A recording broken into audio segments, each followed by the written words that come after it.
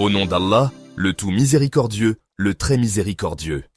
L'étude des règles religieuses qui sont liées aux adorations qu'Allah a imposées à ses serviteurs est une chose particulièrement importante. D'après Anas ibn Malik, qu'Allah l'agrée, le prophète, que la prière d'Allah et son salut soient sur lui, a dit « Apprendre la science est une obligation pour chaque musulman. La science qu'il est obligatoire à la personne d'apprendre est la science relative aux choses qu'Allah lui a imposées comme la croyance, les ablutions, la prière, la zakat, le jeûne, le hajj, etc. » Chaque année, en période de Ramadan, de nombreuses polémiques éclatent à propos du jugement du imsak. Beaucoup de gens parlent de ce sujet sans avoir de réelles connaissances à propos des textes sur ce point, ni à propos des paroles des savants de la communauté. Nous allons donc tenter, avec l'aide d'Allah, d'apporter des explications et des éclaircissements sur ce sujet afin d'aider la communauté à comprendre ce point qui est lié au jeûne, qu'Allah a légiféré comme étant un pilier de l'islam. Avant de commencer à parler du imsak en lui-même, pour aider à la compréhension des éléments qui vont suivre, il faut que le lecteur prenne connaissance de 3 éléments relatifs aux bases de la jurisprudence. Élément numéro 1. Les règles religieuses ne peuvent être établies qu'en présence de textes de la législation islamique.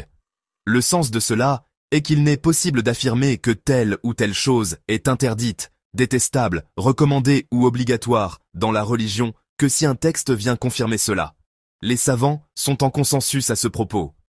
Voici des paroles de savants sur ce point. L'imam Sanani, mort en 1182 du calendrier hégirien, a dit « Nous avons une base à propos de laquelle les savants sont en consensus, qui est qu'aucune règle parmi les règles religieuses n'est établie sans une preuve de la législation islamique. » Cheikh al-Islam ibn Taymiyyah, mort en 728 du calendrier hégirien, a dit « Par l'analyse globale des bases de la législation islamique, nous savons que les adorations qu'Allah a imposées ou aime ne sont établies que par des preuves de la législation islamique. » L'imam Ibn al-Qayyim, mort en 751 du calendrier hégirien, a dit « Il est connu qu'il n'y a d'interdit que ce qu'Allah et son messager, que la prière d'Allah et son salut soient sur lui, ont interdit.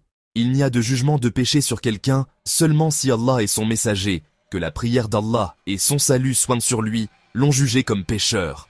De la même manière qu'il n'y a d'obligatoire que ce qu'Allah a rendu obligatoire, qu'il n'y a d'interdit que ce qu'il a interdit, et qu'il n'y a comme religion que ce qu'il a légiféré. Ainsi, la base dans les adorations est qu'elles sont nulles et non avenues, jusqu'à ce qu'une preuve de la législation islamique vienne les ordonner. Voici des paroles de savants sur ce point.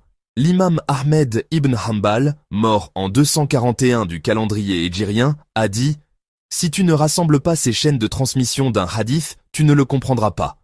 Les différentes versions s'expliquent les unes les autres. » L'imam al-Qadi Iyad, mort en 544 du calendrier hégirien, a dit « Les différentes versions du hadith s'expliquent les unes les autres, et les versions explicites viennent clarifier le sens de celles qui sont ambiguës et équivoques. » L'imam al-Iraqi, mort en 806 du calendrier hégirien, a dit « Les différentes versions s'expliquent les unes les autres, et c'est lorsque l'on rassemble les différentes versions d'un hadith que son sens devient apparent. » Les gens de science disent qu'adopter cette méthodologie est obligatoire.